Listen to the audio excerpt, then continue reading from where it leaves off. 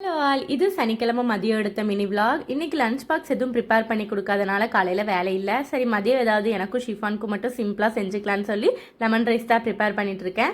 கூடவே side டிஷ்க்கு cauliflower 65 போட்டுக்கலான்னு சொல்லி காலிஃப்ளவர்லாம் நல்லா கட் பண்ணிவிட்டு அது கொஞ்சம் சுடுதண்ணியில் ஒரு ஸ்பூன் மஞ்சத்தூள் போட்டு அது நல்லா கொதிக்க விட்டுட்டேன். ஒரு ஆஃப் குக் ஆனால் போதும். அதுக்கப்புறம் தனியாக எடுத்து தண்ணி வடித்து வச்சுக்கலாம்.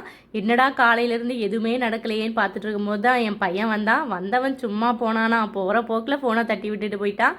நல்ல வேலை கேமராக்கு எதுவுமே ஆகலை. எனக்கும் ஃபோனுக்கும் ராசியே இல்லைங்க. இந்த மாதிரி யாரெல்லாம் ஃபீல் பண்ணியிருக்கீங்கன்னு கமெண்ட்டில் சொல்லுங்கள். காலிஃப்ளவர் 65க்கு வீட்டிலே ரெடி பண்ணியிருக்க 65 மசாலா தான் போட்டிருக்கேன். இந்த மசாலாவோட ரெசிபி வேணும்னா கமெண்ட் செக்ஷனில் கமெண்ட் பண்ணுங்கள். கண்டிப்பாக ஒரு நாள் வீடியோ போடுறேன். 65 மசாலாவில் எந்த ஒரு கலர் எதுவுமே ஆட் பண்ணாமல் வீட்டிலே ரெடி பண்ணனால ரொம்பவே ஹெல்த்தியாகவும் இருக்கும், டேஸ்டியாகவும் இருக்கும்.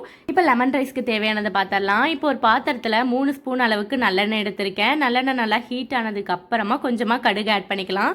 கடுகு பொரிஞ்சதும் ஒரு கையளவுக்கு கடலப்பருப்பும் நிலக்கடலையும் நல்லா தாராளமாக ஆட் பண்ணிக்கோங்க. சாப்பிட்றதுக்கு ரொம்பவே நல்லாயிருக்கும். இப்போ ஒரு 3 பல்லு பூண்டும் ஒரு துண்டு இஞ்சியும் தட்டி ஆட் பண்ணியிருக்கேன். கூடவே காரத்துக்கு 2 பச்சை மிளகாய், ஒரு கொத்து கருவேப்பிலை, கொஞ்சமாக பெரிய வெங்காயம் கட் பண்ணி ஆட் பண்ணியிருக்கேன். ஒரு சிலர் வெங்காயம் ஆட் பண்ண மாட்டாங்க. ஆனால் எனக்கு இதில் ஆட் பண்ணோம்னா தனியாக எடுத்து சாப்பிட ரொம்பவே பிடிக்கும். கொஞ்சம் நல்லா புளிப்பாக இருக்கும். இப்போது ஒரு அரை ஸ்பூன் அளவுக்கு மஞ்சள் தூளும் கொஞ்சம் பெருங்காயத்தூளும் ஆட் பண்ணி மிக்ஸ் பண்ணிவிட்டு எடுத்து வச்சிருக்க லெமன் சீடு எதுவும் இல்லாமல் ஆட் பண்ணிக்கலாம்.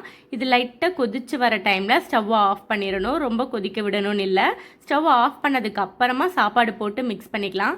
சாப்பாடு போட்டு மிக்ஸ் பண்ணும்போது அந்த கரண்டி குழியாக இல்லாமல் இந்த மாதிரி தோசை கரண்டி மாதிரி இருந்துச்சுன்னா சாப்பாடு குழஞ்சு போகாது. அதுக்காக தான் இது நல்லா மிக்ஸ் பண்ணிவிட்டு ஃபைனலாக கொத்தமல்லி போட்டு இறக்கிட்டீங்க அப்படின்னா லெமன் ரைஸ் ரெடி. இது யாருக்கெல்லாம் பிடிக்கும்? எனக்கு பிடிக்கவே பிடிக்காது. ஆனால் என்னைக்காவது ஒரு நாள் செஞ்சு சாப்பிட்லாம், அதுக்காக ரெடி பண்ணியிருக்கேன். கூடவே காலிஃப்ளவரையும் பொரிச்சாச்சு. நல்லா ஆயில் ஹீட் ஆனதுக்கப்புறம் நம்ம பொரிச்சோம் அப்படின்னா மசாலாலாம் பிரிஞ்சு போகாமல் ரொம்பவே கிறிஸ்பி அண்ட் டேஸ்டியாக இருக்கும். வீட்டில் மசாலா ரெடி பண்ணி யூஸ் பண்ணதுக்கப்புறம் நான் வெளியே வாங்குறது எனக்கு பிடிக்கிறதே இல்லை. ஏன்னா இதுவே அவ்வளோ டேஸ்டியாகவும் இருக்கும். இன்றைக்கி லஞ்ச் மெனு அவ்வளோதான். ரொம்பவே சிம்பிளாக முடிஞ்சிருச்சு. லெமன் ரைஸும் காலிஃப்ளவர் 65யும் கூட கொஞ்சம் ஊறுகாய் வச்சு தான் சாப்பிடுவேன். ஊறுகாய் இல்லைன்னா எனக்கு சாப்பாடு கொஞ்சம் கூட இறங்காது.